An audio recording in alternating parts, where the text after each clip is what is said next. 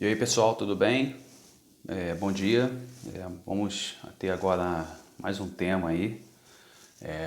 Agora no capítulo 2 nós teremos o primeiro tema sobre inversão térmica. Um assunto aí bem interessante, né? Está relacionado aí à saúde pública. Tem alguns pontos e fatores aqui que devem ser ressaltados, você deve anotar.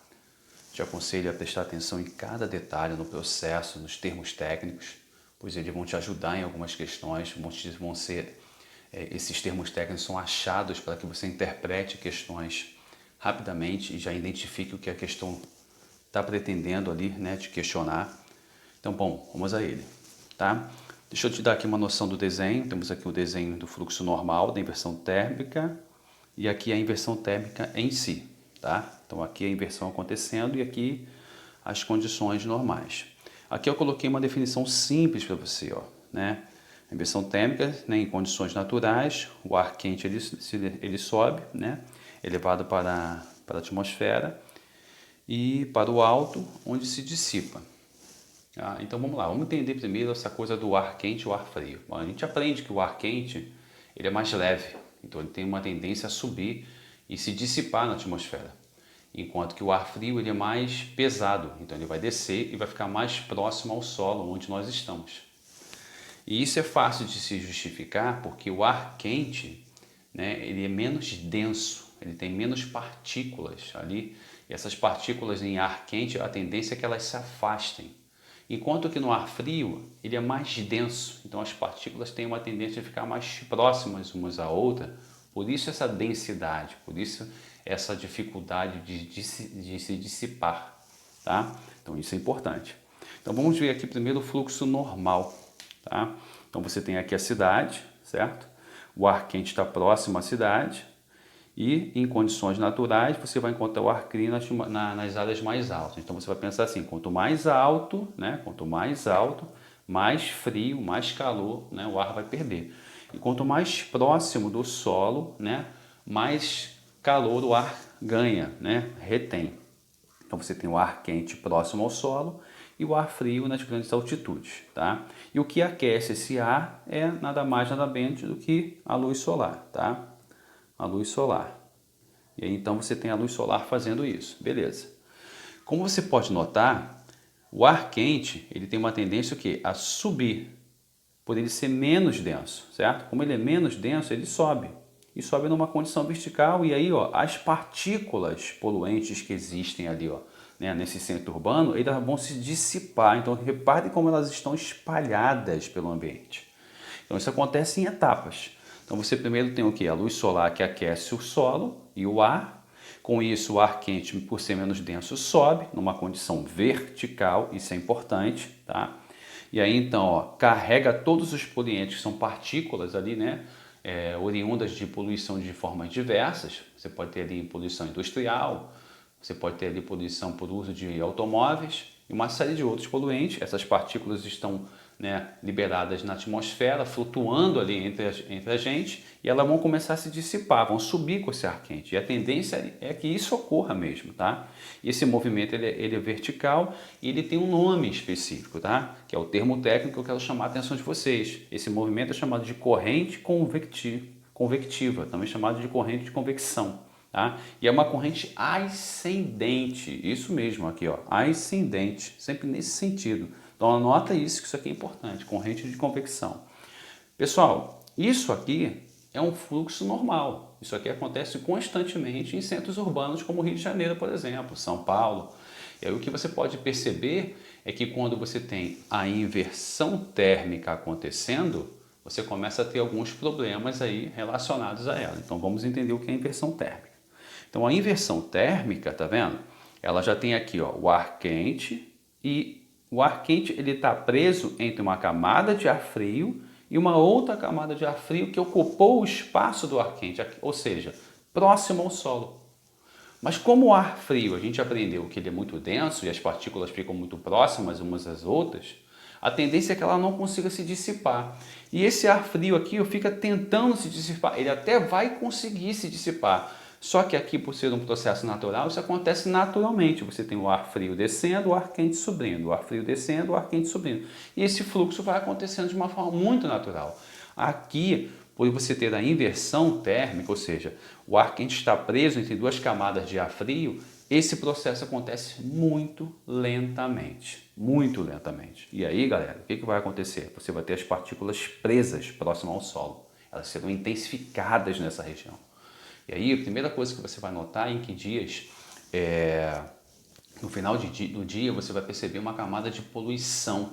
Se você tiver a condição de observar isso de uma região mais alta, você vê uma camada cinza sobre a cidade. Você vê isso, por exemplo, em São Paulo acontece isso demais, né? Então você vê uma camada cinza, quer dizer, tem muita poluição ali. Então isso vai gerar uma série de danos. Então primeiro eu quero que você entenda bem que a inversão térmica é essa inversão que você está vendo aqui, ó, tá vendo? É essa inversão. O ar quente que deveria estar posicionado próximo ao solo, ele fica preso entre duas camadas de quê? De ar frio. E aí os poluentes que deveriam se dissipar com esse ar quente ficam aqui, ó, localizados nessa região, próximo ao solo.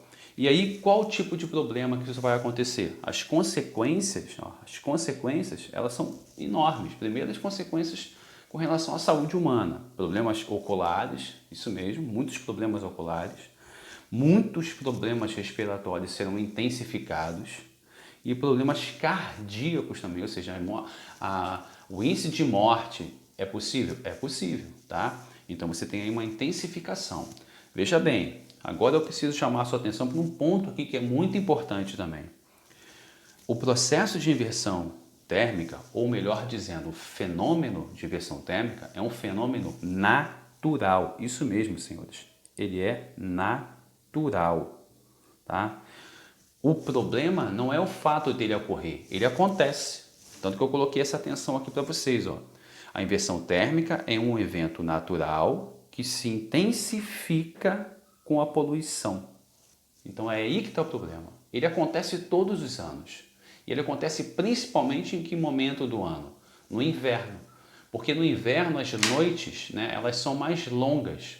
E por serem mais longas, a tendência é que o ar próximo ao solo fique frio, né, por mais tempo. Então a inversão térmica ela vai acontecer naturalmente. Então você precisa entender a inversão térmica é um processo, é um fenômeno natural.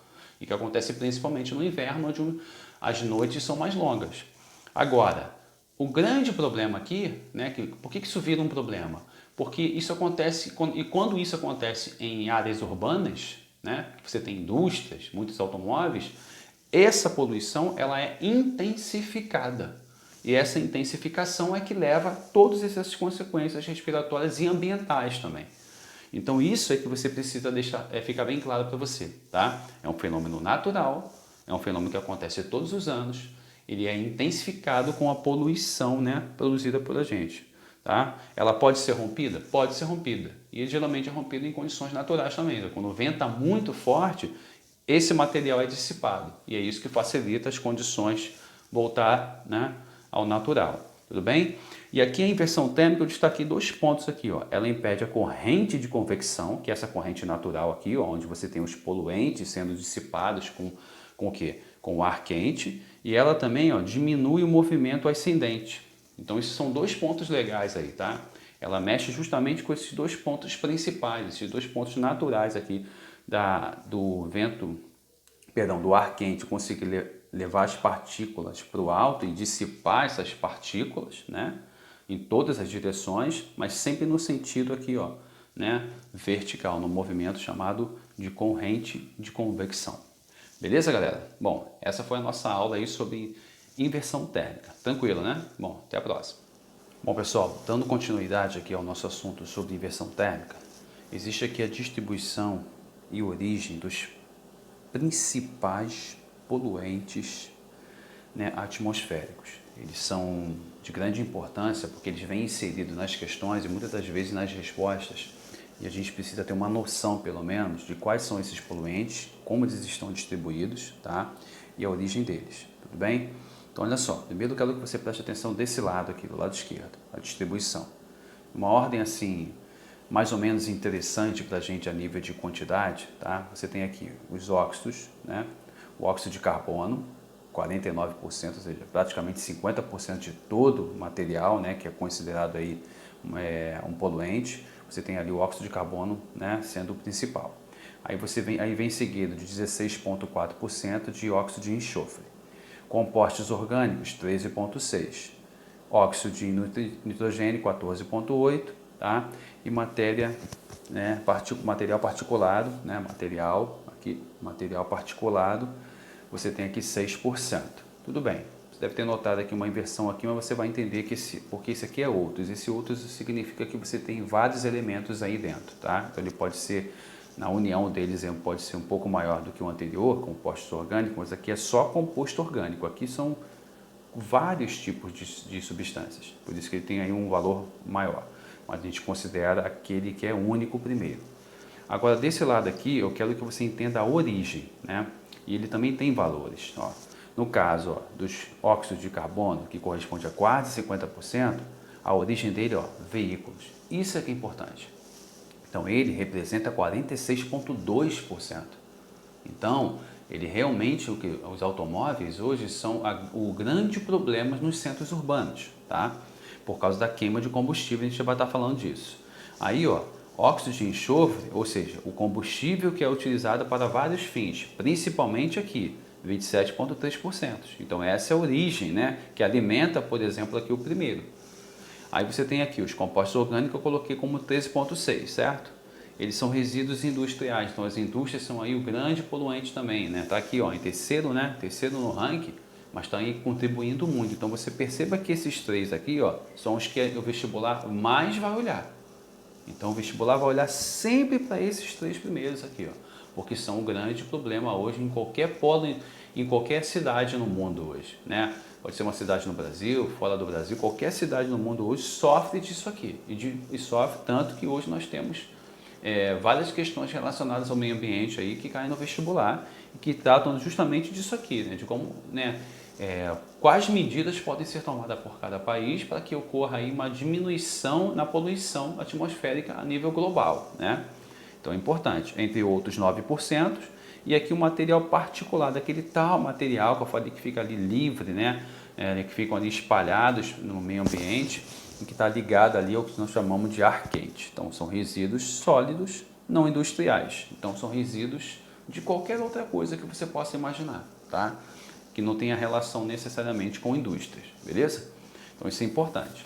Aí além disso, eu trouxe aqui para vocês também, ó, uma atenção. Sítios urbanos, ou seja, o que é um sítio urbano? Galera, sítio urbano é uma cidade onde você tem prédios, indústrias, fábricas, condomínios, casas, ou seja, é você olhar para o Rio de Janeiro e perceber que isso aqui é um sítio urbano, né? E existe uma combinação de fatores ali que influenciam o meio ambiente. E é isso que eu quero destacar para vocês, porque isso aqui aparece toda hora em questão, tá? Por isso que eu estou trazendo essa aula, ela fragmentada, ela segmentada, para que você entenda cada ponto e valorize cada ponto da aula, tá? Então temos aqui, ó, por exemplo, maior temperatura, né? Maior temperatura. Então, ó, maior temperatura, né, do ar é o que você chama de ilhas de calor. Isso cai direto em questão, as chamadas ilhas de calor. E muitas das vezes o que o vestibular quer é que você explique o que leva a essa ilha de calor. É que você justifique a causa dessas ilhas de calor. Aí eu coloquei aqui para você, ó. As ilhas de calor, elas são muito caracterizadas por um movimento muito lento do ar. Aí é o que você está falando lá, aí você tem que lembrar de quê? De inversão térmica. Lembra que o ar circula muito lentamente, ele se dissipa muito mais devagar, porque o ar quente está preso entre duas camadas de ar frio. Então, ó, ambiente impermeabilizado, ou seja, calçadas, asfalto, rodovias, né? Ó, escassez de vegetação. Quanto mais a cidade cresce, menos vegetação você tem. E a poluição. Então, esses fatores aqui, ó, isso aqui é o que eu quero que você anote, que justifica a ilha de calor. Então, as chamadas ilhas de calor que ocorrem na cidade, em pontos específicos da cidade, tem relação com essa combinação aqui, tá? Principais fontes poluentes, né, na atividade humana, ou seja, antrópica, quando você tem atividade humana ali, né, intensa. Ó, meios de transporte, né, agora estou complementando aqui a primeira parte da aula, ó, gasolina e diesel principalmente. Esses são os dois principais combustíveis utilizados pelos automóveis hoje no Brasil, tá? As indústrias, material particulado, elas liberam muito material particulado para o meio ambiente. São partículas invisíveis a olho nu, tá? queima de florestas, e a floresta hoje ela é utilizada muito para lenha e principalmente hoje para pasto, tá? E você sabe que existe aí, né? Nós somos um país que tem como cultura aí, né, o gado. Então você vê que as áreas são muito grandes, então eles muitas das vezes, para poupar dinheiro, eles queimam, né, o ambiente, e isso aí provoca, né, a liberação de partículas e aumenta aí a poluição atmosférica. Lixo urbano virou um problema mundial, principalmente no Brasil, a gente sabe disso, né? Fertilizantes, defensivos agrícolas e resíduos hospitalares. Tudo isso aqui, ó, pertence aos chamados o quê? Áreas urbanas, tá? Tirando aqui os fertilizantes e os defensivos agrícolas, que está mais relacionado à área rural e é um problema hoje no Brasil, né? Nós temos aqui os resíduos também hospitalares. Galera, se você juntar todos esses pontos que eu destaquei aqui com a nossa primeira parte da aula, com relação às inversão térmica, e perceber que esses pontos aqui de distribuição e origem, eles se conectam. Então você consegue justificar o porquê que a inversão térmica ela é mais intensificada, porquê que ela agora está ocorrendo em outros momentos do ano, mesmo sabendo que ela é uma situação natural, um fenômeno natural que acontece basicamente no inverno, você agora consegue justificar, né, através desses dois pontos aqui, a distribuição e origem, e através aqui, ó, né, dos sítios urbanos, ou seja, o que alimenta aqui os fatores que influenciam o ambiente, você consegue juntar todos esses pontos e consegue justificar, você consegue entender o que as questões querem. Lembre-se que eles não vão te perguntar o que é uma inversão térmica. Eles não vão pedir para você apontar só os fatores. Eles vão querer que você justifique. Né? O vestibular ele é técnico, então ele vai pedir para uma justificativa, ele vai pedir para que você aponte 2 ou 3 fatores. Uma questão da UERJ, por exemplo, vai pedir para você justificar, depois apontar os fatores, as principais causas, os efeitos. Tudo isso é importante. Essa aula está completa se você olhar lá de pedacinho em pedacinho e anotando os pontos fortes, e você vai perceber através dos exercícios que está tudo aqui. Beleza? Bom, espero vocês aí então na próxima aula. Abraço!